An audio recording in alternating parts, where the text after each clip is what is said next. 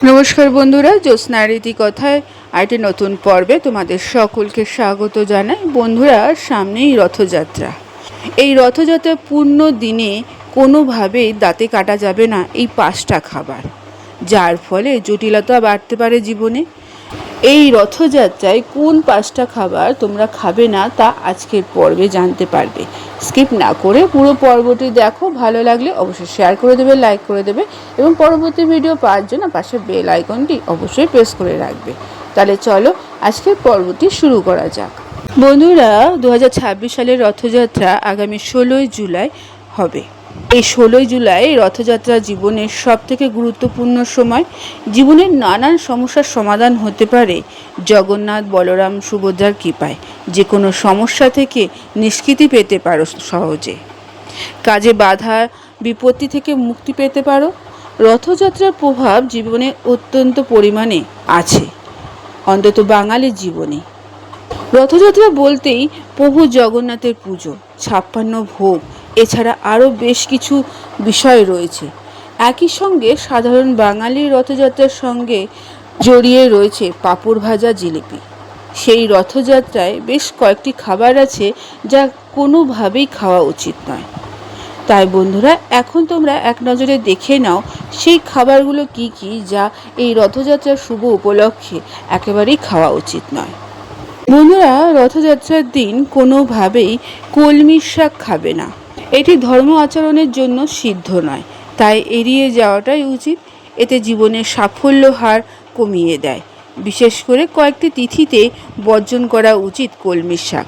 ভগবান জগন্নাথের কৃপা পাবেন তাহলে। সমস্ত সমস্যার সমাধান হবে, শুধু এড়িয়ে চলতে হবে কলমির শাক খাওয়া। দ্বিতীয়ত, তেতো জাতীয় খাবার, অর্থাৎ রথের দিন তেতো জাতীয় খাবার কোনোভাবেই খাওয়া যাবে না। যে কোনো শুভ কাজেই হোক না কেন মিষ্টি মুখের মাধ্যমে করা উচিত। করলা, উচ্ছে, নিম পাতা সহ যাবতীয় তেতো সামগ্রী রান্না করে বা কাঁচা অবস্থায় খাওয়া একেবারেই উচিত নয়।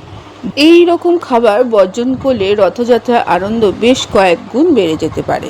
তৃতীয়ত, পুঁই শাক খাবে না রথের দিন। পুঁই শাক খেলে নানান সমস্যা বা নানান দোষ পেতে পারো। সেই কারণেই পুঁই শাক কোনোভাবেই এই তিথিতে খাওয়া যাবে না। সুস্থভাবে রথযাত্রার আচার আচরণ পালন করতে হলে এই নিয়মগুলি অবশ্যই মানতে হবে। এই নিয়মগুলো খুব একটা বড় ব্যাপার না। এই নিয়মগুলি পালন করলে মঙ্গল হবে, পূর্ণ হবে জীবনে চাওয়া পাওয়ার 16 আনা।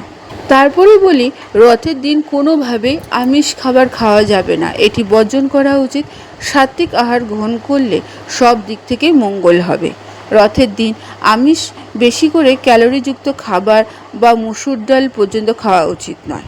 সবথেকে বড় বিষয় এটাই যে আমিষ বর্জন করা উচিত। সেটি করলে ভালো হবে। সর্বশেষ, কোনোভাবেই নেশা জাতীয় কোনো খাদ্য, পানীয় সামগ্রী গ্রহণ করা উচিত নয়।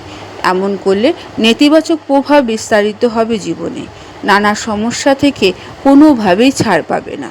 রথযাত্রার পূর্ণ তিথিতে এই নিয়মগুলি মানলে অখণ্ড সুখের প্রাপ্তি হবে। এছাড়াও বেগুন, কলা, কাঁঠাল, দই রথের দিন না খাওয়াই উচিত। বন্ধুরা, রথের দিন এই কাজগুলো যদি করতে পারো তাহলে সারা বছর জগন্নাথ দেবের আশীর্বাদ, কৃপা পাবে। জীবনে সুখ সমৃদ্ধি ভরে উঠবে, আর্থিক সমস্যা আসবে না। তাই বন্ধুরা, পারলে রথের দিন এই কাজগুলি করো। বন্ধুরা, আজকের পর্বটি এখানেই শেষ করলাম। এতক্ষণ আমার ভিডিওটি দেখার জন্য ও শোনার জন্য তোমাদের অসংখ্য ধন্যবাদ।